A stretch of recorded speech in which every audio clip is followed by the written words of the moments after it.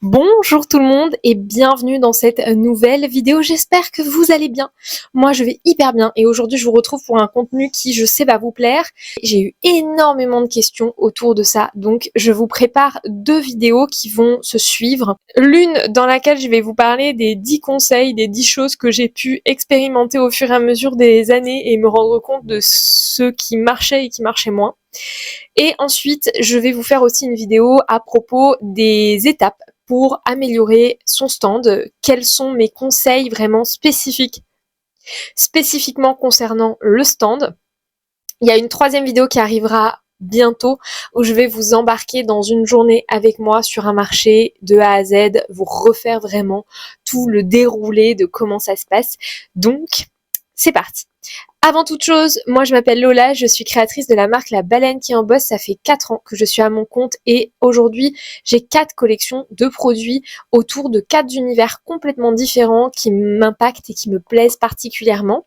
Le premier univers, c'est un univers assez poétique, assez doux, assez enfantin. On a un second univers autour de la magie et du développement personnel. Le troisième autour de l'Occitanie et enfin pour terminer, la dernière collection qui vient de sortir autour de la lecture. C'est parti donc pour mes 10 conseils pour les marchés. Pour commencer, le matériel. Et là, je vous envoie à la prochaine vidéo qui sortira, qui va vraiment parler matériel spécifiquement. Mais je pense que c'est important d'avoir un juste milieu. Je m'explique. Par pitié, n'investissez pas pour commencer dans des tables à 300 €. N'investissez pas dans un Barnum à 500 €. Ne mettez pas plus de, je dirais, une centaine d'euros sur vos supports de marché pour commencer. Évidemment, si vous avez un produit où vous êtes sûr et certain que ça va fonctionner sur les marchés, bah oui, allez-y. Si votre but c'est de ne faire que ça, de ne faire que les marchés et d'être à fond là-dessus, ok, pourquoi pas. Mais si vous êtes artisane comme moi, que vous allez faire quelques marchés dans l'année, on va dire une petite dizaine, allez, une petite vingtaine si jamais vous êtes vraiment motivé, je ne vois pas l'intérêt pour commencer à investir dans des supports pour le marché très très cher. Ça peut très vite monter. Pour un exemple, je vous donne un exemple. Là, dernièrement, au bout de 4 ans, j'ai enfin investi dans des lampes pour pouvoir avoir un éclairage sur les marchés, malgré le fait que je n'ai pas toujours accès à une prise, etc. Et ça m'a coûté 40 € rien que pour avoir 2 spots pour pouvoir éclairer mon stand. Et on n'est pas sur de la lampe de compète, on est vraiment sur la lampe basique, le grand spot qui va éclairer globalement mon stand. Ça coûte très cher. Les Barnum, on est aux alentours d'une centaine d'euros, voire 200 € si jamais vous voulez un truc un peu résistant. Les tables, c'est pareil, ça peut très vite chiffrer. Donc par pitié, n'investissez pas tout de suite dans des très gros montants. Pour commencer, moi, j'ai débuté juste avec une table et des nappes. J'ai acheté une table de 2 mètres et une nappe de 2 mètres de long. Ça m'a coûté la nappe à peu près une dizaine d'euros et la table, je suis allée à Emmaüs et j'en ai trouvé une. Il y en a très souvent à Emmaüs des tables, c'est des tables de tapissier que je vous conseille d'acheter au début et même après, en réalité, il y en a qui sont plus solides. Alors moi, la première que j'avais, elle était vraiment fatiguée, mais elle m'avait coûté 5 € à Emmaüs et ça suffisait largement. Elle a fait quasiment 2 années à mes côtés. Numéro 2, bien choisir ses lieux. Un an, ça passe hyper vite. Moi, je vous conseille de commencer par aller visiter les lieux, aller regarder et rencontrer les créateurs sur les événements qui vous intéressent. Cette année, par exemple, vous vous faites une année complète où vous allez vous balader sur tous les marchés qui vous intéressent. Vous allez voir, vous allez discuter avec les artisans, vous pouvez leur demander tout simplement, voilà, je suis créatrice, je fais ça, est-ce que vous me conseillerez cet événement? Voilà, est-ce que vous avez peut-être le contact de la personne qui est en charge des inscriptions? Ce genre de choses, ça se fait vraiment en avance. Donc moi, je vous conseille fortement de prendre une année pour vraiment sonder un petit peu le terrain. En attendant, vous pouvez tenter des petits marchés pas très chers, mais honnêtement, je vous conseille plutôt d'investir sur des marchés très spécifiques, mais à ce moment-là, de tester une année en tant que visiteur et l'année suivante d'y aller en tant qu'exposant pour pouvoir expérimenter après en tant qu'exposant. Le troisième conseil, c'est de faire du volume sur votre stand. C'est un truc dont je vais parler partout, tout le temps, parce que c'est la base, je trouve, mais il y a des gens qui le font pas assez. Les stands tout plats, où quand on arrive en face, on voit pas ce qu'on a en face des yeux, il n'y a pas de création en face, à hauteur des yeux d'un humain debout, c'est pas terrible. Quand il y a tout qui est à plat sur la table, c'est pas très vendeur. Donc moi, je vous conseille fortement de faire du volume, de faire vraiment quelque chose de grand, de conséquent et de beau pour que votre stand soit très attractif. Il faut vraiment qu'il y ait du volume, qu'il y ait de la hauteur sur vos supports d'exposition. C'est important. Numéro 4, et ça au début, moi je l'ai appris à mes dépens clairement, c'est d'afficher les prix de manière très lisible. Quand les gens doivent chercher le prix des produits, c'est mauvais signe. Quand les gens demandent un prix sur un stand, il faut vous remettre en question et vous dire que vous avez peut-être mal affiché le tarif. Et ça, il faut le garder en tête tout le temps. C'est hyper, hyper important. Au début, j'utilisais des rondins de bois comme ça, où j'écrivais en noir dessus. Alors, comme vous pouvez le voir, le feutre, c'est assez lisible. Mais si on parle du stylo bic, c'est pas fou. Et du coup, ça faisait un effet où les gens cherchaient les tarifs, ne les voyaient pas.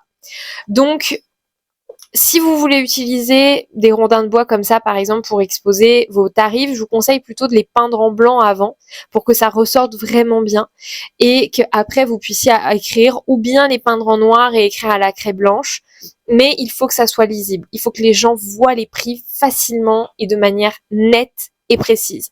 Et des fois, vous pouvez écrire plusieurs fois le prix d'un seul et même produit. Ça peut être intéressant. Plus on donne le tarif, plus il y a le tarif qui est affiché et plus l'information est communiquée au plus grand nombre. Donc, par pitié.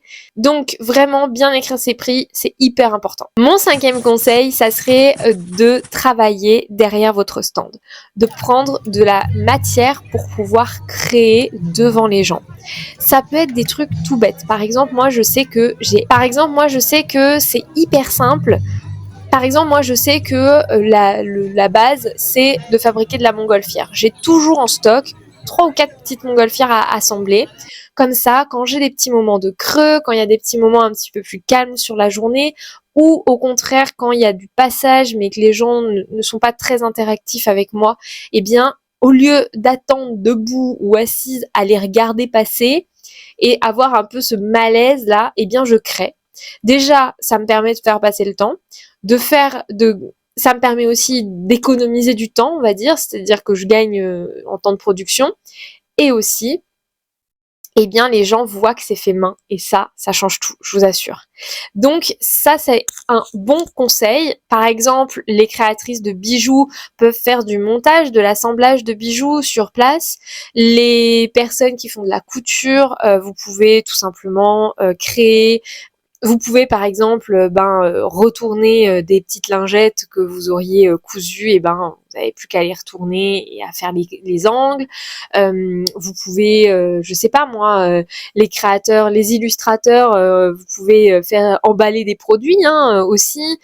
C'est sûr que tout ce qui va être sur la tablette, sur ordinateur et tout, c'est pas hyper bon par contre. Moi j'aime pas trop être collée à mon écran, donc ça c'est un petit truc.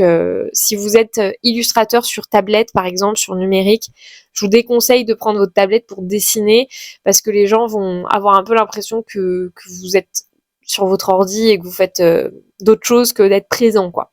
C'est complètement différent de créer un truc manuel et de travailler sur l'ordinateur, attention. Le conseil numéro 6, c'est de ne pas avoir non plus trop de marchandises. À vouloir trop multiplier la marchandise, les propositions, les supports, les déclinaisons de produits, on en devient un petit peu fouillis, fourre-tout et les gens comprennent plus trop et le stand ne devient pas très lisible. Vous pouvez me proposer plein de propositions de tissus, plein de propositions d'imprimés ou je ne sais quoi en boutique ou sur votre boutique en ligne, etc. Ça, il n'y a pas de souci. Mais sur les marchés, je vous conseille de choisir vos best-sellers, de sélectionner vraiment les produits qui vont vraiment le plus fonctionner pour éviter de multiplier le stock et à la fin d'avoir quelque chose qui est un peu brouillon. Numéro 7, et ça, très peu de créateurs le font, faire de la précommande. C'est quelque chose que moi je fais beaucoup, de la commande personnalisée. Dès que les gens me demandent, alors après il faut avoir un produit qui s'adapte à de la commande personnalisée, mais Ça peut être pour plein de prestations différentes. Vous pouvez proposer, si les gens vous demandent est-ce que vous faites ça, et que évidemment vous pouvez le faire mais que vous en avez pas sur le marché par exemple, faites de la précommande. Moi, je le fais avec les pochettes à étrennes à la période de Noël. Je le fais aussi avec les pochettes à livres pour personnaliser la taille et l'impression. Je le fais avec et je peux le faire avec plein d'autres choses, les stickers personnalisés. Il y a plein de déclinaisons de produits personnalisés que je peux proposer en précommande. La base de la précommande, c'est que vous faites payer le client sur place. Ça, c'est la base. Par pitié, ne jamais passer et prendre une précommande sur un produit qui ne sera pas payé sur place. Vous allez faire un produit alors que le client, si ça se trouve, ne vous le prendra pas. Donc, toujours faire payer le client à la précommande. C'est la base. Le numéro 8, alors ça, je suis un peu la reine dans le milieu et autour, les autres créateurs sont toujours admiratifs. Je suis fan de la gamification. La gamification, c'est quoi? C'est permettre à votre client de jouer, de rajouter un côté interactif à votre stand. Ça peut être une roue concours, ça peut être un petit tirage au sort, ça peut être, comme par exemple je l'avais fait sur le dernier marché que j'ai fait, une petite série de stickers surprises, je les ai mis dans des boules de Noël et il fallait tirer au sort une petite boule de Noël avec un sticker surprise à l'intérieur et il y avait un des stickers qui était un sticker magique qui permettait d'avoir 15% sur son panier. Et les gens adorent ça, ils adorent jouer, la surprise c'est quelque chose que les gens raffolent. La surprise, c'est quelque chose dont les gens raffolent. Donc vraiment, si vous avez l'âme un petit peu de créer des choses et d'avoir des idées de jeux, c'est quelque chose que les gens vont adorer faire et auquel les gens vont adorer participer. Le conseil numéro 9, c'est de fabriquer des supports qui sont en lien avec votre univers. Par exemple, sur mon stand autour de la magie, j'ai fait des supports pour mes boucles d'oreilles en forme de champignons. C'est tout simple, mais ça rajoute un petit plus sur le stand qui est vraiment pas négligeable. Et ça, vous pouvez le faire avec plein d'autres types de supports. Et je vous conseille fortement de faire ça parce que déjà, ça vous fait gagner de l'argent. Les supports pour vendre sur les marchés, c'est tellement cher. Vraiment, c'est indécent. Donc, on en revient au conseil numéro 1, mais vraiment, n'achetez pas des supports déjà tout faits. Fabriquez-les, utilisez vos 10 doigts. Il y a une créatrice, il y a pas très longtemps, qui m'a dit, mais enfin, ta seule limite, c'est toi, en fait, parce que tu peux tout faire de tes mains. Donc, lâche-toi, amuse-toi. Et elle a tout à fait raison. Je peux tout fabriquer de mes mains, je peux tout imaginer, donc il n'y a plus qu'à faire. Et vraiment, en tant qu'artisan, utilisez votre imagination pour créer des supports de vente qui soient à votre image et qui vous correspondent tout en étant relativement accessibles en termes de tarifs. Et enfin, numéro 10, c'est un conseil que j'ai rajouté à la suite d'un des derniers événements auxquels j'ai participé. C'est de vous renseigner sur l'événement sur lequel vous allez aller. Et ça peut se décliner pour tout. Je m'explique. Je vous donne l'exemple déjà de ce que j'ai vécu il y a 15 jours. Je suis allée sur un événement littéraire. Il y avait 5 auteurs qui étaient là pour dédicacer leurs livres. Je n'ai pas lu les 5 livres. J'ai lu un livre sur les 5, mais je me suis quand même renseignée sur le type de lecture, le type de livre, l'histoire globalement, de quoi ça traite, qu'est-ce que c'est, etc. Et j'ai essayé de créer des produits pour cet événement en lien avec les livres et les auteurs qui allaient être présents. Et plus globalement, en lien avec l'univers de ces livres, puisque c'est pas parce que les filles qui venaient se faire dédicacer leurs livres aimaient tel ou tel auteur que forcément elles n'avaient lu que cela. Elles étaient plus intéressées par l'univers globalement. Donc là, c'était la lecture de livres fantasy, fantastiques, etc. Donc j'ai créé toute une collection autour de ces univers-là. C'est pas forcément celle-là qui a le plus marché, mais clairement ça a attiré le regard et j'en ai quand même vendu un certain nombre, qu'on se le dise.